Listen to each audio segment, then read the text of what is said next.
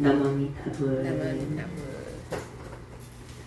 세월이 유수같이 흐른다 하더니 벌써 5월 중순입니다. 예. 5월은 가정의 달이기도 하지만 부처님께서 탄생하신 달이기도 해서 굉장히 의미가 있습니다. 그래서 오늘 신라시대에 처음으로 우리나라의 그 불교를 전파하신 왕이 법흥왕이에요. 법흥왕. 그래서 신라에는 3대 성인이 있는데 이제 법흥왕, 이차돈, 원효순 이렇게 불교계에서는 보고 있어요. 그래서 신라시대의 법흥왕이 이제 부처님 불법이 좋아서 이 나라 백성들한테 부처님 불법을 전하게 되면 굉장히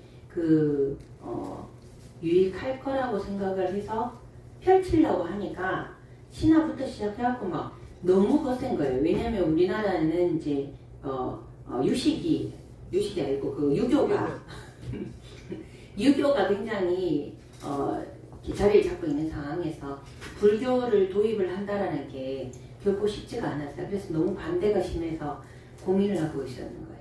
어떻게 하면 좋을까 이렇게 했는데 이제 이차돈이 굉장히 그 불법에 심취해 있었고 이 불법이 얼마나 사람들한테 좋은지 진리의 법인지 알고 있었기 때문에 굉장히 그 왕을 지지하는 그런 형국이었어요. 근데 왕이 펼치고 싶은데 못 펼치니까 그걸 고민을 이차돈한테 했어요. 이렇게 하면 백성들한테 유익할 것 같은데 이게 반대가 만만치 않아서 어떻게 하면 좋겠는가. 그래서 이차돈이 이렇게 얘기합니다. 뭐든지 뜻을 펼치기 위해서는 반드시 희생이 따라야 된다. 그래서 내가 주도해서 할 테니 그 사람들이 반대가 심할 때 나를 참수를 해라. 이렇게 이제 얘기를 하는 거예요. 저를 참수를 하세요. 그래서 본보기를 보이세요. 이렇게. 그래서 왕이 너무나 아끼는 신하고 자기 뜻에 맞는 충신인데 어떻게 내가 너를 죽일 수 있느냐. 그런데 내 하나의 목숨은 작은 거지만 이 우리 백성들한테 진리를 설파할 수 있는 깃틀이 마련된다면 저의 이 깃털 같은 한 목숨이 무슨 상관이 있겠습니까? 저는 기꺼이 기쁜 마음으로 죽을 수 있습니다. 라고 얘기해요. 그래서 왕이 너무 이렇게 감동도 하고 마음도 아팠지만 다른 방법이 없으니 그러면 그렇게 하자 이렇게 된 거예요. 그렇게 하니까 이차돈이 막 주도가 돼갖고 막 절을 짓고 막 땅을 막 개척해갖고 막 절을 짓고 막 이렇게 하니까 신하들이 난리 난 거예요. 절을 짓고 막 불교를 그렇게 하려 한다고 저런 반역이 있냐부터 시작해갖고 막 난리가 났을 거 아니에요.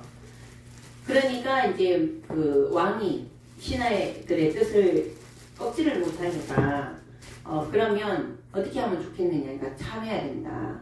그러니까 이차돈이 내가 주도해서 그렇게 한 거 맞다. 이 진리의 설법이 만백성들한테 유익하기 때문에 나는 이렇게 할 수밖에 없다. 왕이시여 저를 참아소서. 제가 잘못됐다면. 그래서 이제 그러면 왕이 이차돈을 참해라. 이제 어긋나는 부분을 했으니까 이렇게 해서 이제 사형장으로 갔어요. 사형장에 가고 옛날에 다 목을 쳤잖아요. 그 목이 치기 전에 이차돈이 이렇게 얘기합니다. 내가 불교를 우리 백성들한테 전파하는 부분이 유익하다면 맞다면 내 목을 쳤을 때 젖이 나올 것이고 하얀 물 젖이 나올 것이고 내가 잘못됐다면 내 목에서 붉은 피가 솟으리라. 이렇게 선언을 합니다.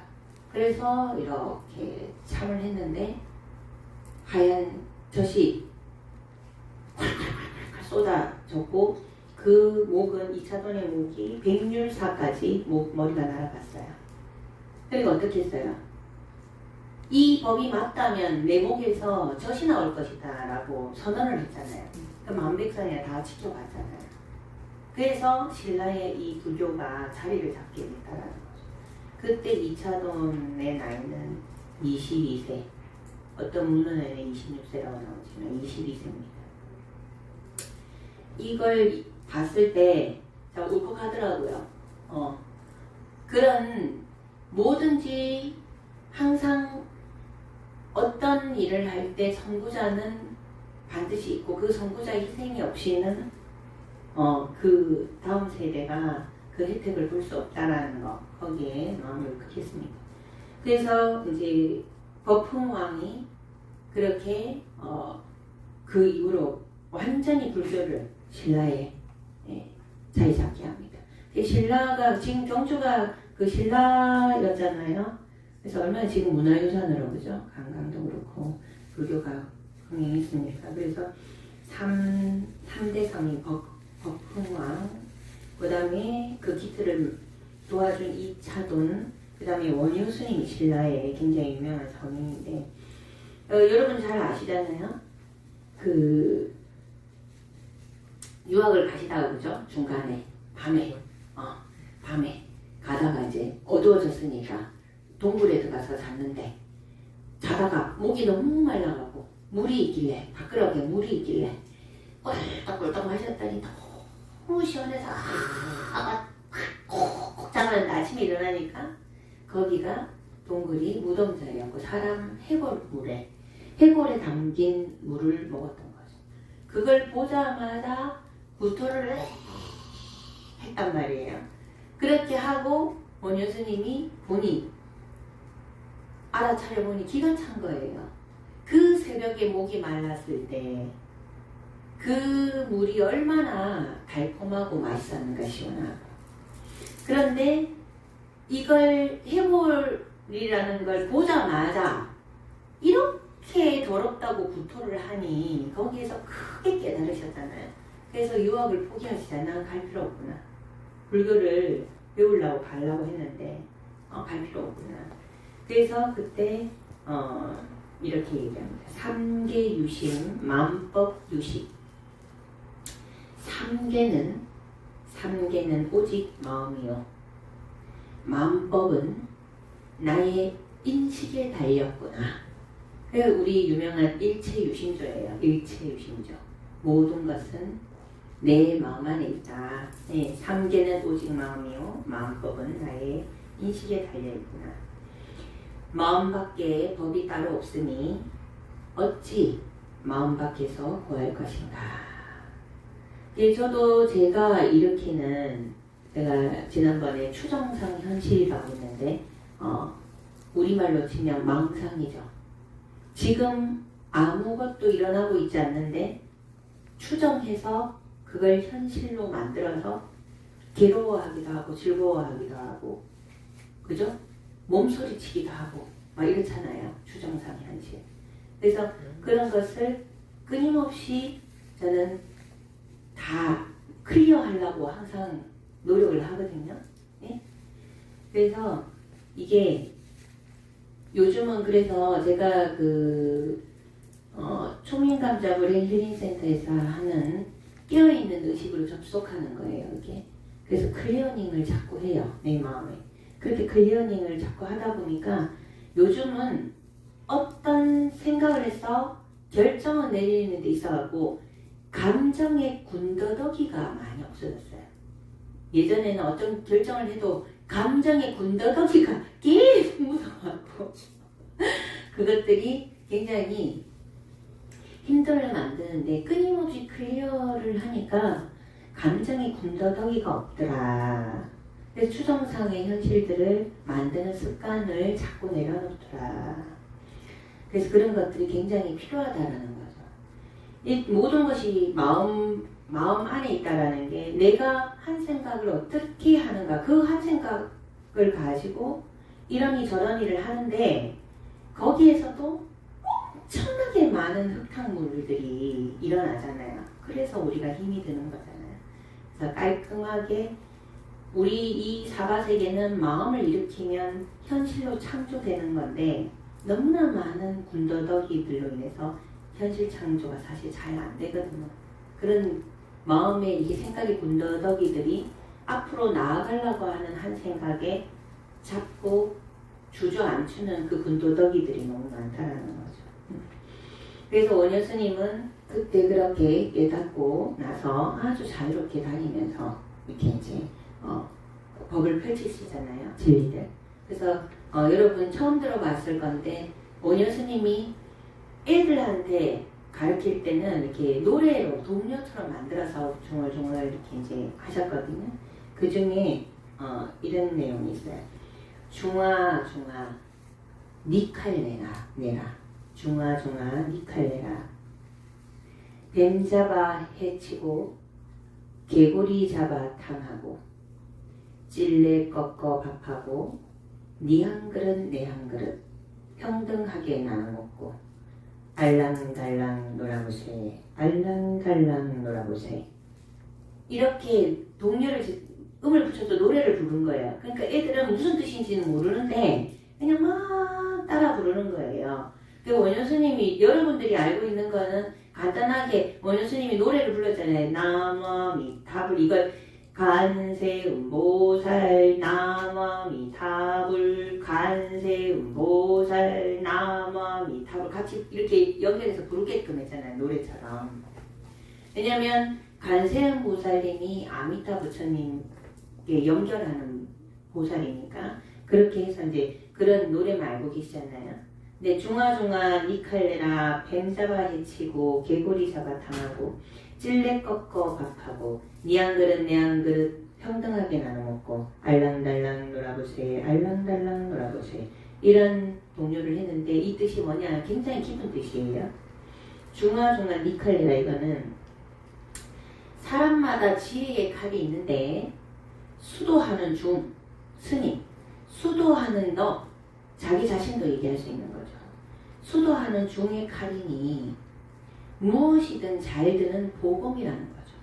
중아중아 니 칼레라. 그러니까 지혜의 검으로 뭐든지 할 수 있다 이 말이죠. 사람들한테 도움을 줄 수 있단 말이죠. 그래서 뱀 잡아 해치고 이 말은 우리가 이제 지수화풍 4대로 돼 있잖아요. 이 몸이 지수화풍 4대로 돼 있는데 이 4대가 하나만 조금만 잘못돼도 질병에 시달린단 말이에요. 그래서 이 뱀을 모진뱀으로 4대를 모진뱀으로 비유를 한 거예요. 그래서 이 뱀 잡아 해치고는 그 지혜의 보검으로 4대를 조곡받는다라는 거예요.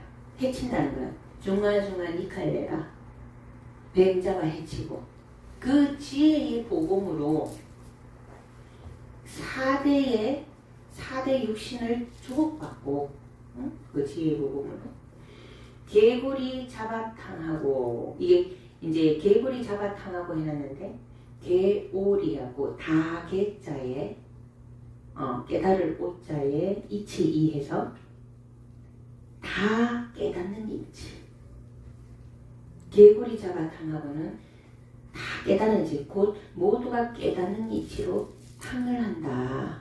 탕을 끓여보자. 깨달는 탕을 끓여보자. 매를 잡아서 4대를 조복시켜서 깨달음으로 탕을 끓이자.